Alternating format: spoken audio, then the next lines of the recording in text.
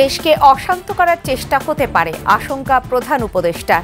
শিক্ষার্থীদের সঙ্গে মতবিনিময়। হাসিনাকে ফিরিয়ে এনে বিচারের মুখোমুখি করা হবে জানালেন ট্রাইব্যুনালের চিফ প্রসিকিউটর। অন্তর্বর্তী সরকারের 1 মাস পূর্তি, যৌক্তিক সময় নিয়ে রাষ্ট্রীয় কাঠামো সংস্কারের পরামর্শ।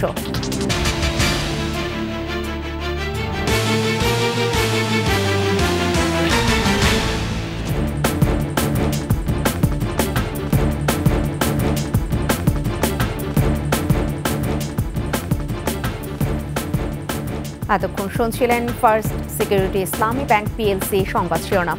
প্রত্যেকে আমন্ত্রণ জানাচ্ছি 21 সংবাদে, সাথে থাকছি আমি ফেরদৌসী আহমেদ। দর্শক, 21 টেলিভিশনের সংবাদ একই সাথে সরাসরি দেখতে পাবেন আমাদের ফেসবুক পেজ www.facebook.com/2124 অনলাইনে। এছাড়া সাবস্ক্রাইব করতে পারেন www.youtube.com/21 চ্যানেলে। যারা অত্যাচার চালিয়েছে তারা ফিরে এসে দেশকে অশান্ত করার চেষ্টা করবে বলে আশঙ্কা করেছেন প্রধান উপদেষ্টা ডক্টর মোহাম্মদ ইউনূস। নিজ কার্যালয়ে শিক্ষার্থীদের সঙ্গে মতবিনিময়ে দেশ করার সুযোগ কাজে লাগানোরও পরামর্শ দিয়েছেন প্রধান উপদেষ্টা।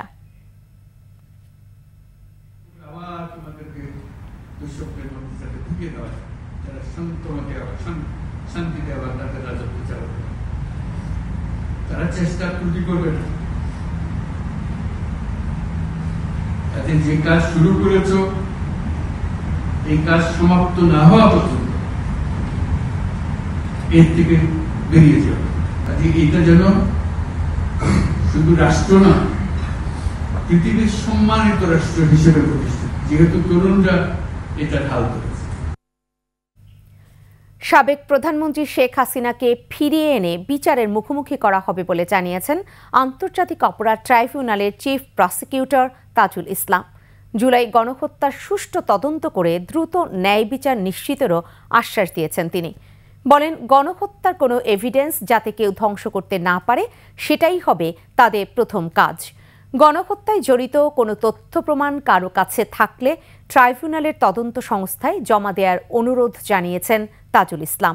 এছাড়া সৎ, দক্ষ ও সাহসী বিচারক নিয়োগ দিতে সরকারের কাছে আহ্বান জানান চিফ প্রসিকিউটর।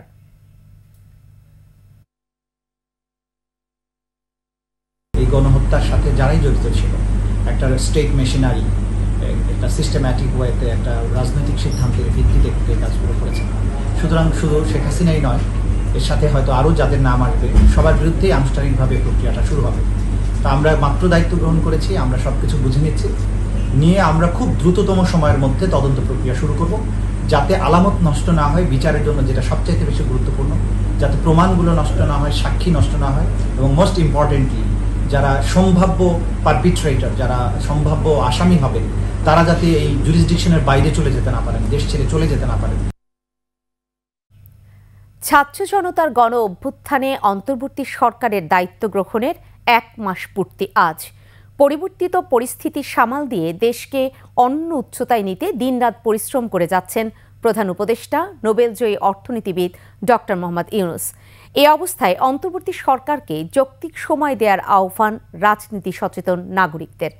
আগামী দিনে দেশ যেন মাথা উঁচু করে চলতে পারে সেজন্য রাষ্ট্রীয় সকল কাঠামোর আশু সংস্কারের পরামর্শ তাদের। আরও জানাচ্ছেন প্রণব চক্রবর্তী। 5 আগস্ট 2024, 15 বছরের স্বৈরশাসনের ইতি টেনে বিদায় নিতে বাধ্য হয় হাসিনা সরকার। রক্তনদী মাড়িয়ে অভূতপূর্ব অর্জন বিশ্বকে দেখিয়েছে বাংলার ছাত্র জনতা মাথা নোয়াবার নয়। 8 আগস্ট দায়িত্ব নেয় নোবেলজয়ী অর্থনীতিবিদ ডক্টর মোহাম্মদ ইউনূসের নেতৃত্বাধীন অন্তর্বর্তী সরকার। অর্থনীতি সহ ভেঙে পড়া দেশের সার্বিক পরিস্থিতি পাল্টাতে শুরু হয় সরকারের নিরলস প্রচেষ্টা। রাজনৈতিক দল, ব্যবসায়ী প্রতিনিধি, পেশাজীবী বিভিন্ন সংগঠন ভিন্ন ভিন্ন বৈঠকে সকলের মতামত জেনেছেন প্রধান উপদেষ্টা। নানা মত আর দেশের প্রয়োজনের মিশেলে কাজ করে যাওয়ার প্রত্যয় স্পষ্ট করেছেন জাতির উদ্দেশ্যে দেয়া ভাষণে। দেশের আপামর জনসাধারণ আমাদের নিয়োগ সমর্থন করেছে, তারা যখনই বলবে আমরা চলে যাব। সরকারের মাসপূর্তির এই ক্ষণে বিশিষ্ট নাগরিকরা বলছেন, দেশের এই গতি ধরে রাখতে সহায়তা করতে হবে সকলকে।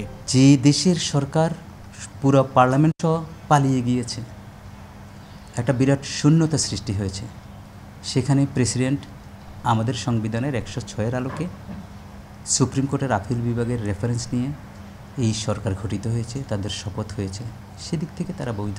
একটা ইউনিক পার্সন আমরা পেয়ে গেছি, এটা আমাদের সৌভাগ্য। কিন্তু এখন যে লোকজন নিয়ে কাজ শুরু করেছেন তাদের সবার কিন্তু এরকম অভিজ্ঞতা নাই, তো তাদের একটু সময় নিতে হয়েছে। এখন একটা বড় চ্যালেঞ্জ আসবে নির্বাচন কমিশন পুনর্গঠন করা, অ্যান্টি কারাপশন কমিশনটাকে পুনর্গঠন করা। তাদের পরামর্শ প্রশাসন সহ দেশের ঘুণে ধরা অংশগুলোকে দ্রুত সংস্কারের। প্রত্যেক মিনিস্ট্রি নিজের ইন্ডিভিজুয়াল মিনিস্ট্রি স্টার্ট করুক, আমার কী সংস্কার দরকার, তারপরে সেটা শেয়ারিং হোক, তখন অন্যরা বলবে না এই আপনি যা চলেছেন সেটা না, আরও করা দরকার আছে। জনগণের জন্য যদি আপনি কোনো কাজ করে থাকেন, আইন যদি নাও থেকে থাকে, এটা ব্যারিয়ার হবে না। এই আইন নতুন করে করা যাবে, প্রেসিডেন্টের অধ্যাদেশে করা যাবে, তারপরে সুপ্রিম কোর্টের মাধ্যমে করা যাবে। এত সমর্থন নেওয়ার পরও যদি এই সরকার কাজ না করতে পারে, তাহলে দুঃখের আর সীমা পরিসীমা থাকবে না। তরুণ বিপ্লবীরা জনমানুষের মনে নতুন বাংলাদেশ গড়ার যে স্বপ্ন জাগিয়ে দিয়েছে, তা পূরণে প্রতিজ্ঞাবদ্ধ অন্তর্বর্তী সরকার। বিশিষ্টজনরা বলছেন, শহীদদের আত্মত্যাগে উদ্বুদ্ধ হয়ে ইতিহাসের বাঁক বদলে হোক নতুন যুগের সূচনা। প্রণব চক্রবর্তী, 21 টেলিভিশন, ঢাকা। সংবিধানের মৌলিক পরিবর্তন বা পুনর্লিখনের ক্ষেত্রে 1971-এর মহান মুক্তিযুদ্ধ এবং 2024-এর গণ অভ্যুত্থানের চেতনার প্রতিফলনের তাগিদ দিয়েছে নবগঠিত সামাজিক সংগঠন জনসমাজ। জাতীয় প্রেস ক্লাবে বিভিন্ন শ্রেণী পেশার বিশিষ্ট নাগরিকদের সমন্বয়ে পরিবর্তনের জন্য জনসমাজ নামে অরাজনৈতিক এই সংগঠনের আত্মপ্রকাশ করা হয় আজ। বিশিষ্ট রাজনীতিবিদ আবুল হাসিব খানের সভাপতিত্বে ছাত্র জনতার ঐতিহাসিক গণ অভ্যুত্থান ও নোবেল বিজয়ী ডক্টর মোহাম্মদ ইউনূস সরকারকে অভিনন্দন জানিয়ে সংগঠনের পক্ষ থেকে রাষ্ট্র পুনর্গঠনে স্বল্প ও দীর্ঘমেয়াদী 27টি সুপারিশ উত্থাপন করা হয়। সংস্কার না করে নির্বাচন হলে গণ অভ্যুত্থানের কাঙ্ক্ষিত লক্ষ্য পূরণ বাধাগ্রস্ত হবে বলেও মত দেয় জনসমাজের সদস্যরা। বিরতি। যখন ফিরছে তখন অন্যান্য সংবাদের সঙ্গে আরো যা থাকছে। সিরাজগঞ্জে মাইক্রোবাস অটোরিকশার সংঘর্ষে নিহত 5।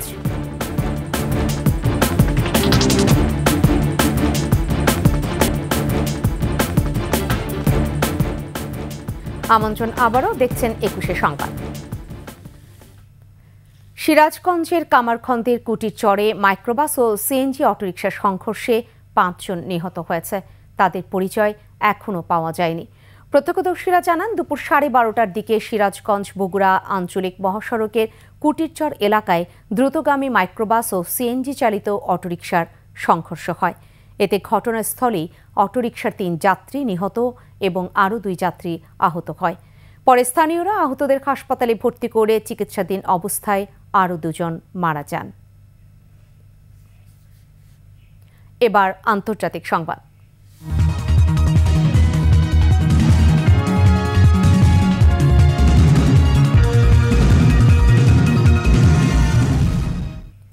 দ্বিতীয় দফায় রাখাইনে চলছে রোহিঙ্গা গণহত্যা। এরই মধ্যে 3000-এর বেশি রোহিঙ্গা নিহত হয়েছে। একই সাথে বিভিন্ন স্থানে চেক পয়েন্ট বসিয়ে মানবিক সংগঠনগুলোকে প্রবেশের অনুমতি না দিয়ে ত্রাণ সাহায্য পৌঁছাতে বাধা দিচ্ছে জান্তা সরকার। ফলে ভয়াবহ মানবিক সংকট শুরু হয়েছে রাখাইনে। দেশটিতে ক্ষুধাকে যুদ্ধের অস্ত্র হিসেবে ব্যবহার করা হচ্ছে বলে মন্তব্য করেছে জাতিসংঘ সহ আন্তর্জাতিক সংস্থাগুলো। আফসানা নীলার 2 পর্বের রিপোর্টে প্রথম পর্ব আজ। আবারও সংঘাতের কেন্দ্রবিন্দু মিয়ানমারের রাখাইন রাজ্য। সংখ্যালঘু সশস্ত্র বিদ্রোহী গোষ্ঠী আরাকান আর্মির সঙ্গে 1 বছরের যুদ্ধবিরতি চুক্তি ভেঙে রাখাইন রাজ্যের অন্তত 10টি শহরতলির নিয়ন্ত্রণ নিয়েছে। বাড়ছে বিদ্রোহী সশস্ত্র গোষ্ঠী আরাকান আর্মি ও মিয়ানমারের জান্তা বাহিনীর সংঘাত। গণহত্যায় নিহতদের মধ্যে শিশুও রয়েছে অনেক। some people run to the water. শুধু হত্যাই নয়, জান্তা সরকার ক্ষমতা আঁকড়ে ধরে রাখতে ক্ষুধাকে অস্ত্র হিসেবে ব্যবহার করছে বলে জানিয়েছে আন্তর্জাতিক মানবাধিকার সংস্থাগুলো। ত্রাণ কর্মকর্তারা বলছেন, জান্তা অধিকৃত অঞ্চলে বেসামরিক নাগরিকদের ক্ষুধার্ত রাখার চেষ্টা করা হচ্ছে। বিভিন্ন স্থানে চেকপয়েন্ট বসিয়ে রাস্তা ও জলপথ বন্ধ করে এবং মানবিক সংগঠনগুলোকে প্রবেশের অনুমতি না দিয়ে ত্রাণ সাহায্য পৌঁছাতে বাধা দিচ্ছে জান্তা সরকার। গ্রামগুলোতে আক্রমণ চালিয়ে সব পুরুষকে আটক করেছে জান্তারা। জাতিসংঘের তথ্য মতে রাজ্যটির 8,73,000 মানুষের এখন খাদ্য সহায়তা প্রয়োজন, কিন্তু তাদের 1/4 কম এ সহায়তা পাচ্ছে। বেসামরিক নাগরিকদের সুরক্ষা নিশ্চিত করার আহ্বান জানিয়ে সম্প্রতি বিবৃতি দিয়েছে জাতিসংঘ। পাশাপাশি যেসব দেশ মিয়ানমার ছেড়ে আসা রোহিঙ্গাদের আশ্রয় দিয়েছে তাদের ওপর আগামীতে চাপ বাড়তে পারে বলেও সতর্ক করেছে। আফসানা নীলা, 21 টেলিভিশন। এবার খেলার সংবাদ।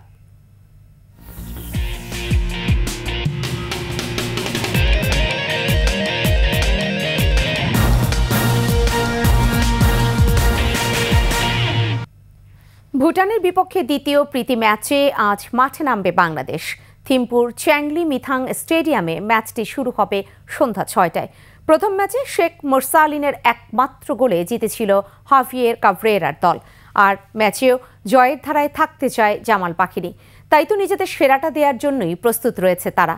প্রথম ম্যাচের পরই রাকি হোসেনের চোট কাটিয়ে দ্বিতীয় ম্যাচে খেলা নিয়ে শঙ্কার কথা জানিয়েছিলেন কোচ।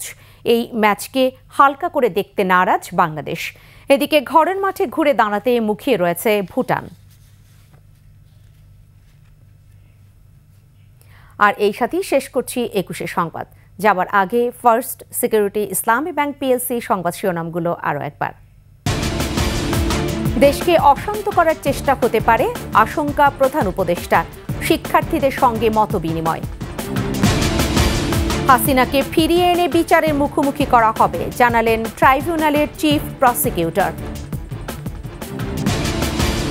অন্তর্বর্তী সরকারের 1 মাস পূর্তি, যৌক্তিক সময় নিয়ে রাষ্ট্রীয় কাঠামো সংস্কারের পরামর্শ।